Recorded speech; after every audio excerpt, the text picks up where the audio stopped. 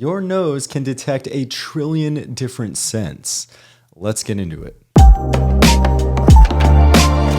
What's up, everyone? Mike Muellner here. I'm an internal medicine doctor from Los Angeles, California, and today we're going to talk about how your nose has incredible sensory capacity.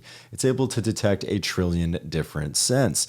Now, compared to the eyes, which can only see a few million different colors, or the ears, which can only hear about 500,000 different tones, 1 trillion scents is truly extraordinary. Perhaps this revelation isn't too surprising. In fact, I bet just by looking at this, you can probably smell it.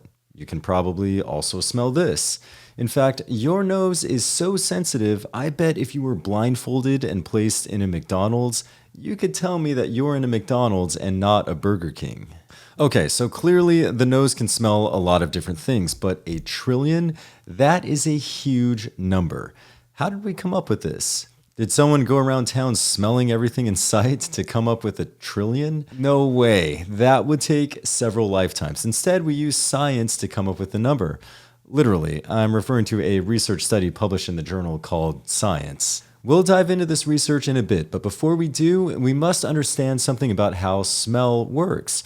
What happens is tiny odorous molecules bind to receptors in the nose, which then transmit signals to the brain, which the brain then interprets as specific scents. Now, here's the interesting part. We're not just talking about one molecule per smell, but rather a combination of many different molecules. Just to give you an example, the characteristic scent of a rose is a combination of 275 different components. Now, back to the research. Scientists drew from a collection of 128 odorous molecules and made scents containing 10, 20, or 30 of these molecules, which they then placed in vials.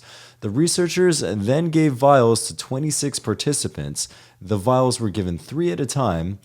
2 of the 3 contained the same sample, but 1 was different. What the scientists found is that when these samples overlapped by more than about 90%, people had a hard time telling the difference. Actually, they couldn't tell the difference. The 3 different samples smelled the same. However, when the samples overlapped by 50% or less, that is to say 50% of the odorous molecules in each of the sample are the same, 50% are different, then people can tell the difference. The researchers then calculated the number of different combinations that you could have with 128 different molecules and estimated this number to be around 1 trillion. And this number likely underestimates the true amount of smells that the nose can detect because researchers were only using 128 different molecules in combinations of 10, 20, and 30. All right, so one thing that I like about this study is that it was double-blinded. That means that neither the participants in the study nor the researchers who were actively involved in administering the study